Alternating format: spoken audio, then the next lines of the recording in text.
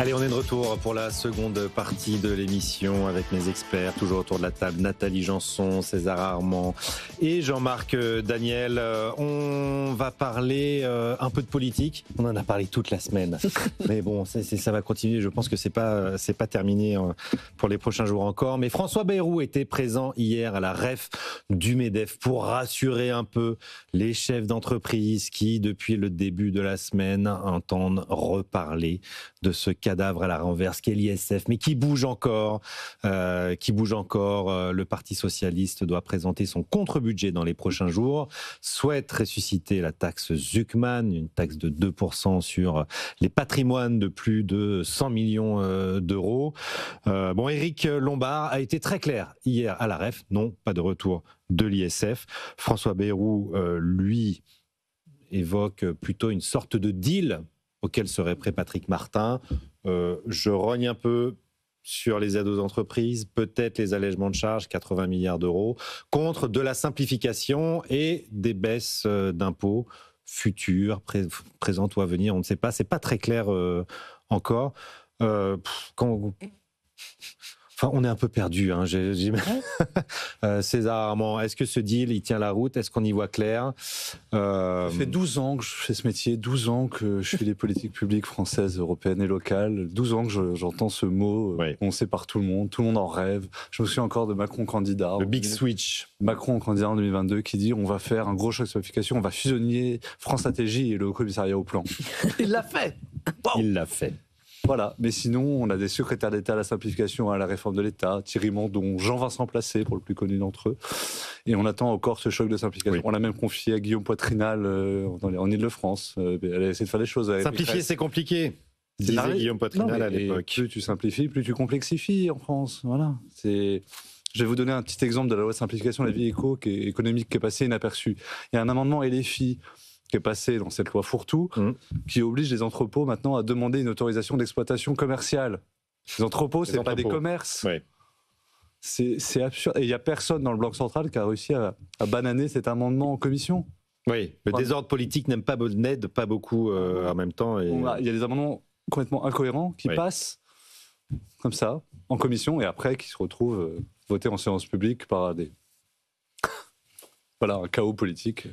Qu'est-ce qui est le moins dommageable côté entreprise? Est-ce qu'on peut toucher aux allègements de charges? 80 milliards, là ça touche les salaires les moins qualifiés, les emplois les moins qualifiés, donc c'est dangereux pour l'emploi. Ou est-ce qu'on peut s'attaquer au CIR, au pacte du travail dont on parle régulièrement? Nathalie Janson. En réalité, quand on regarde un peu dans la littérature ce qui est préconisé lorsqu'on veut simplifier, c'est qu'en fait, il n'y a pas de moitié de simplification. C'est bien le problème que me posent les propos du Premier ministre. C'est-à-dire qu'on ne peut pas simplifier à moitié, parce que du coup, on recrée en fait des effets de seuil, des effets d'arbitrage entre des mesures qu'on va troquer l'une contre l'autre. Donc en fait, on ne simplifie pas la vie des entrepreneurs, puisqu'en fait, on va à moitié rogner sur des choses. Donc, ça recomplexifie autrement. Oui. Et c'est bien ça, en fait, le problème. C'est que si vous lisez toute la littérature des économistes très libéraux, comme Friedman, Hayek, etc., quand ils vous parlent de transition économique, et quand on a observé ce qui s'est passé dans les pays de l'Est à l'époque, effectivement, il n'y a pas de demi-mesure. Si vous voulez simplifier, si on veut s'attaquer... C'est quoi? C'est à la Milei, il faut... en tout cas, pour faire tomber des pans entiers. Alors, si je prends premièrement les propos du Premier ministre, on peut pas on va pas aller sélectionner les niches et rogner sur certaines choses qu'on va donner aux entreprises. On les enlève toutes et à ce moment-là, on fait une nouvelle fiscalité pour les entreprises. Exactement. On fait effectivement une flat tax pour les entreprises basses. Ça, c'est un vrai choc parce que ça change, ça stabilise en fait le futur, puisqu'on va tout enlever et mettre qu'un taux d'imposition. Oui. Et donc là, on éclaircit l'horizon en fait des entrepreneurs. Mais si on va en enlever une si on va choisir entre les unes et les autres, on recrée des effets d'opportunité. Donc c'est pas possible. En même temps, quand on parle effectivement de comment supprimer les choses ou de simplifier, effectivement, on sait que le grand soir fiscal n'existe pas en réalité, et que un système économique qui fonctionne aussi sur un équilibre qui se pose dans le temps. Donc, on parlait du grand soir local aussi, à droite à gauche. Le grand soir local, le millefeuille territorial, la grande promesse de simplifier tout ça, ça n'arrive jamais.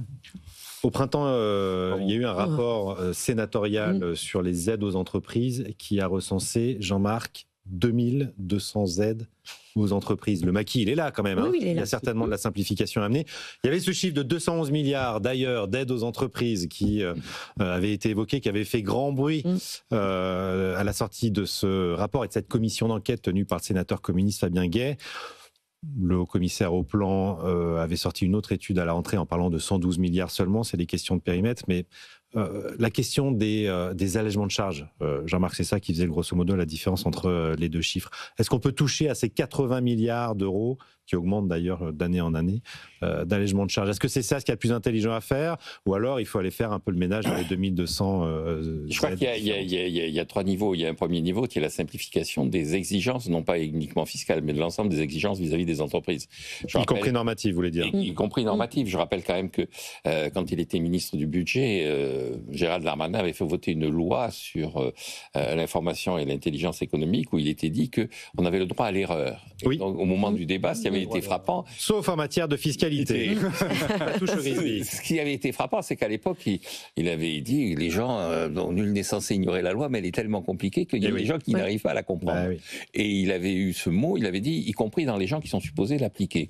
C'est la faire appliquer. C'est-à-dire que non seulement les entreprises ne comprennent pas ce qu'ils doivent faire, mais y compris les gens qui sont en face ne savent pas très bien eux-mêmes ce qu'ils sont en droit d'attendre de l'entreprise. Donc il y a tout ce travail effectivement de simplification à faire qui rejoint un peu tous les discours sur tous les organismes, tous les organismes qui ont été créés. Bon, il y a Sarah Knafo, Jean-Philippe Tanguy passent leur temps à l'Assemblée, elle au Parlement. C'est un sujet extrêmement politique, effectivement. Toutes les agences de l'État qui se multiplient et qu'on pourrait... Donc là, ils ont pris, par exemple, dans le collimateur, le Conseil national du bruit, en demandant est-ce que ça sert à quelque chose. Bon, donc... Je ne sais pas si ça coûte très cher. En même temps, il y a beaucoup, effectivement... Ce qui est le plus inquiétant dans tout ça, effectivement, c'est cette multiplication de normes qui a comme conséquence que les gens finissent par ne plus savoir s'ils sont un entrepôt ou un magasin. Enfin, et donc, non seulement ça a un coût, mais en plus, ils ne savent même pas ce qu'on attend d'eux. En même temps, ça crée de l'activité. Ça fait la fortune et des avocats sur le contentieux, et de tous les experts divers et variés, cabinets de conseil qui sont là pour vous accompagner, y compris les chefs d'entreprise. Alors, la deuxième chose, c'est effectivement les subventions, c'est-à-dire le fait que l'État se substitue, soit subventionne directement les entreprises, soit se substitue aux entreprises, notamment dans le financement de la sécurité sociale. Et je pense que là, il y a un vrai problème. C'est-à-dire que nous sommes 30 ans après le plan Juppé. Et donc le plan Juppé avait comme objectif de faire en sorte que les partenaires sociaux soient dessaisis de leurs responsabilités sur la sécurité sociale, parce que l'État allait assurer effectivement, par la gestion de la sécurité sociale, le retour à l'équilibre. Absolument. Or, l'État a pas assurer le retour à l'équilibre, parce que la sécurité sociale est systématiquement... La CADES aurait dû disparaître il y a fort longtemps. La CADES avait été créée pour disparaître en 2007. Voilà. Et donc, elle est toujours là. Et donc, le Conseil constitutionnel a fini par dire, écoutez, par rapport à ce qui avait été dit à l'époque, il faut la supprimer. Donc, je pense qu'à Bercy, ils sont en train de chercher le moyen de donner un nouveau nom à la CADES. À la CADES, puis on va l'appeler non plus la Caisse d'avertissement de la dette sociale, mais la Caisse chargée de la réflexion sur l'avenir de la dette sociale. Voilà. On a bien au commissariat, à la stratégie et au plan. Voilà. Et donc, cet échec est lié, à mon avis, à un simple fait, c'est qu'effectivement, l'État a utilisé sa capacité à gérer la sécurité sociale pour ruiner la sécurité sociale en donnant effectivement du pouvoir d'achat à la population qui ne correspond pas à la quantité de travail fournie par la population. Vous nous dites qu'il aurait mieux fallu le laisser aux mains des partenaires sociaux. Je pense qu'il fallait le laisser aux mains des partenaires sociaux et il fallait comprendre que le problème de la France, en termes de pouvoir d'achat, c'est qu'elle ne travaille pas assez par rapport à ses attentes de pouvoir d'achat. Alors le Premier ministre a commencé à le dire, il a dit je vais supprimer 2 jours fériés. Mais au lieu de dire ces 2 jours fériés, c'est pour donner du pouvoir d'achat à la population, il dit je vais rétablir la corvée, pour reprendre une image que j'ai développée dans la presse. C'est-à-dire je vais supprimer effectivement, je vais créer du travail gratuit pour compenser l'impéritie publique. Je dis non, il faut effectivement se poser la question de savoir pourquoi est-ce que l'État ayant échoué en termes de gestion de la sécurité sociale, on ne réfléchit pas à un retour soit des partenaires sociaux, soit à une privatisation de la sécurité sociale, et pourquoi on ne fait pas comprendre à la population que sine labore non erit panis. Si on ne travaille pas, pas de pain. Il n'y a pas de pain. Voilà. Et donc, pour avoir du pain, il faut travailler. Et je pense que la population est prête à le comprendre.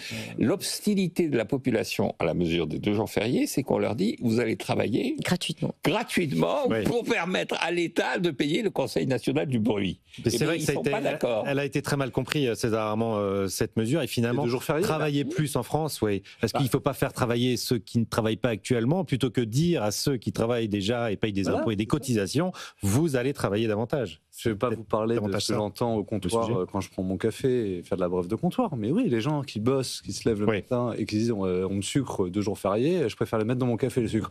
Et qu'est-ce qu'il y a Non mais, désolé, c'était un peu nul. Mais tout ça pour dire, les mecs qui bossent pas, ils sont pas concernés. Donc ça fait chier, pardon, on parlait vulgairement, beaucoup de monde. Nathalie Janson. Oui, de toute façon, il est clair que dans ce contexte-là, la pédagogie a été très mauvaise. Je pense que ça peut s'entendre, parce qu'en plus, ça fait rigoler les pays européens autour, hein, même l'Italie, hein, a moins de jours fériés que nous, donc ils sont là, dis donc, les Français, même l'Italie, même les Italiens, c'est très désagréable avec nos amis italiens. Vous êtes en train de sous-entendre qu'ils travaillent beaucoup moins que nous. Mais non, faux. Mais ils travaillent plus, et donc et ça les fait rire, puisque eux on n'ont plus les jours fériés catholiques, alors que nous les avons encore. Donc sans compter les Alsaciens. Voilà, ils trouvent ça très drôle que j'étais justement là-bas il n'y a pas très longtemps, quand ils ont entendu les 2 jours fériés, ils ont trouvé ça drôle, la réaction de la population. Mais en effet, je pense que par rapport au problème du taux de participation sur le marché du travail, qui est aussi effectivement un élément important, et d'ailleurs la note aussi de Pisani-Ferry, Jaravel le mentionnait aussi, comme pour ce qu'on pouvait attendre sur le marché du travail de réformes positives. Et, effectivement, c'est de la formation, c'est le travail des femmes, c'est de l'emploi stable. Il y a d'autres... faut faire de la pédagogie. Effectivement, il faut plutôt présenter en disant 2 jours, vous travaillez 2 jours de plus, mais ça sera bénéfice. Vous aurez le bénéfice de ces 2 jours pour lesquels vous allez désormais travailler. Pour rebondir aussi sur ce qui s'est passé dans le discours inaugural de Patrick Martin, il a rappelé que l'État avait promis à plusieurs reprises d'alléger la CVAE, voire de la supprimer, et d'alléger la C3S. C'est un sujet récurrent, chaque rentrée, et donc, les impôts de production. Chaque fois, les impôts de production. Sachant qu'il y a 2 ans ou 3 ans, sur ces sujets-là, Bruno Le Maire, qui à l'époque était ministre de l'économie, avait dit oui, je ne peux pas baisser de 10 milliards parce que j'ai besoin de ressources, mais pourtant ce serait une bonne idée, parce que les 10 milliards précédents nous ont rapporté par un effet l'affaire, c'est-à-dire trop d'impôts tue l'impôt, donc moins d'impôts génère de la recette fiscale. En supprimant 10 milliards de CVAE, on a récupéré 12 milliards d'impôts par ailleurs. Donc, vous avez des gens qui viennent vous expliquer que s'ils baissent la CVAE, ils vont récupérer in fine. On l'a vu sur le prélèvement forfaitaire, la suppression du prélèvement forfaitaire unique, la flat tax, qui, en permettant de libérer les dividendes, finalement, c'est autofinancé. Voilà, absolument. Et donc, je comprends que le patronat dise, écoutez, c'est simple, c'est clair, c'est une promesse, plutôt que de faire, effectivement, des grandes déclarations, d'abord, je vous aime, tous les gens viennent à la... Pas d'amour, il n'y a que des preuves d'amour. Voilà. On aime l'entreprise, c'est l'alpha et l'oméga de notre pensée, tout ça, et puis concrètement, il ne se passe rien. Et donc, je suis assez d'accord avec Patrick Martin. Des mesures qui ont été annoncées, le simple fait qu'elles ont été annoncées, validées, considérées comme étant opportunes, devrait conduire à ce qu'on les applique. Donc, commençons, avant de se lancer dans des grandes aventures de simplification, de réforme fiscale et tout ça, par appliquer ces 2 mesures, suppression de la C3S, suppression de la CVAE. Ce que vous dites là-dessus, la CVAE, la C3S, que touchaient le bloc, les élus locaux, aujourd'hui, les élus locaux, ils sont compensés.